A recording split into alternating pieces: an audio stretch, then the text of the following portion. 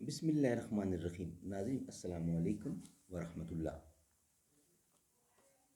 ناظرین، یہ کتاب ہے معارف حدیث جلد پنجم، صفحہ نمبر 355، کتاب اذکار و دعوات۔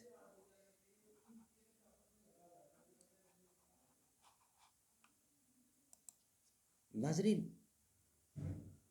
صلاۃ و سلام کی عظمت و اہمیت، معارف الحدیث جلد پنجم، episode number 3، vlog number 353، page number 355۔ Maariful الحدیث جلد پنجم، کتاب اذکار و دعوات، اور پیج ہے 355۔ ناظرین، یہ کتاب جس کا ٹائٹل ہے معارف الحدیث، ہم روزانہ کی بنیاد پر آپ کے سامنے ایک یا ایک سے زیادہ ویلاگ رکھتے ہیں، اس امید سے، اس نیت سے کہ آپ خود بھی سنیں گے اور دوسروں تک پہنچائیں گے۔ ناظرین، معارف حدیث یعنی احادیث نبی صلی اللہ علیہ وسلم کا ایک جدید اور جامع انتخاب، اردو ترجمہ اور تشریحات کے ساتھ، جلد پنجم، کتاب اذکار و دعوات، تالیف مولانا محمد منظور نعمانی رحمۃ اللہ علیہ۔ قال اللہ تعالی بسم اللہ الرحمن الرحیم وما آتاکم الرسول فخذوہ وما نہاکم عنہ فانتہوا، اور تمہیں جو کچھ رسول دے لے لو، اور جس سے منع کرے روکے رک جاؤ، باز آ جاؤ۔ نحمدہ ونصلی علی رسولہ الکریم، بسم اللہ الرحمن الرحیم۔ اقبال بڑا اپدیشک ہے، من باتوں میں موہ لیتا ہے، گفتار کا یہ غازی تو بنا، کردار کا غازی بن نہ سکا۔ کیا خوب امیر فیصل کو سنوسی نے پیغام دیا، تو نام و نسب کا حجازی ہے، پر دل کا حجازی بن نہ سکا۔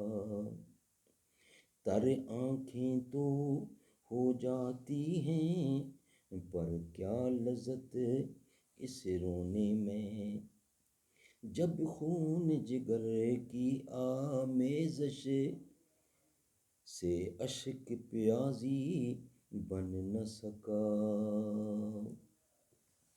ناظرین، صلاۃ و سلام کی عظمت اور اہمیت، یہ ہیڈنگ ہے۔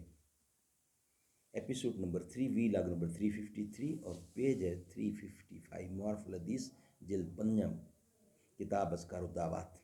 اس آیت میں جیسی شاندار تمہید اور جس اہتمام کے ساتھ اہل ایمان کو صلاۃ و سلام کا حکم دیا گیا ہے، اس سے ظاہر ہے کہ اللہ کے نزدیک اس کی کتنی اہمیت و عظمت ہے، اور وہ کیسا محبوب عمل ہے۔ آگے درج ہونے والی حدیثوں سے معلوم ہوگا کہ اس میں اہل ایمان کے لیے کس قدر خیر، کتنی رحمت اور کیسی برکات ہیں۔ ناظرین، اس کا نیکسٹ ہیڈنگ ہے صلاۃ و سلام کے بارے میں فقہا کے مسالک۔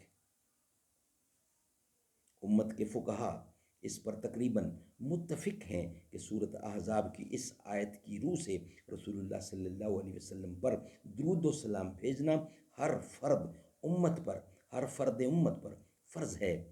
پھر آئمہ امت میں سے امام شافعی، اور ایک روایت کے مطابق امام احمد امام شافعی رحمۃ اللہ، اور ایک اور روایت کے مطابق امام احمد رحم اللہ بھی اس کے قائل ہیں کہ خاص کر ہر نماز کے قعدہ اخیرہ میں تشہد کے بعد درود شریف پڑھنا واجبات نماز میں سے ہے۔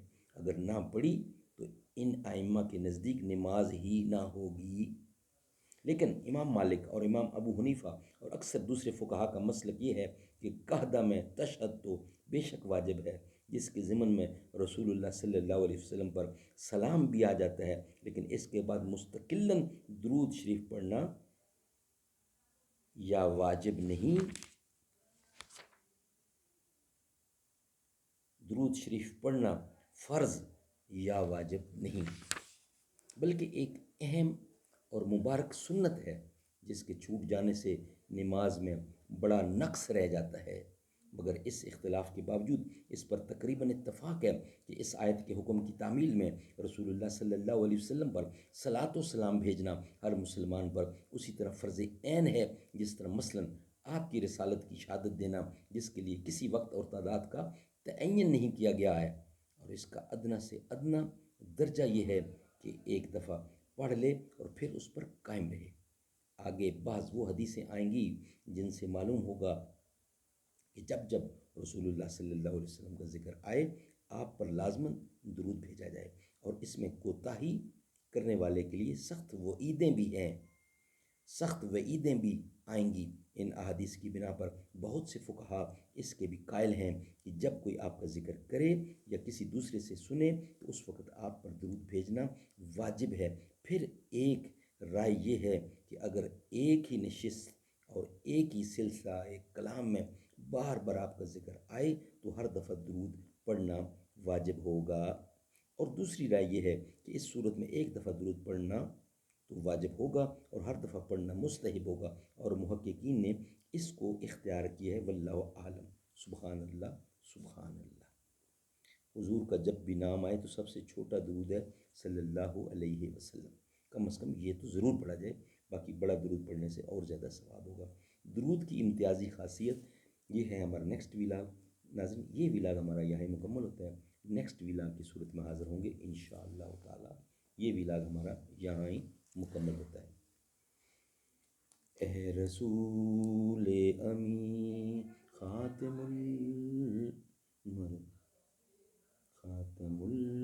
المرسلین، تجھ سا کوئی نہیں، تجھ سا کوئی نہیں، ہے عقیدہ یہ اپنا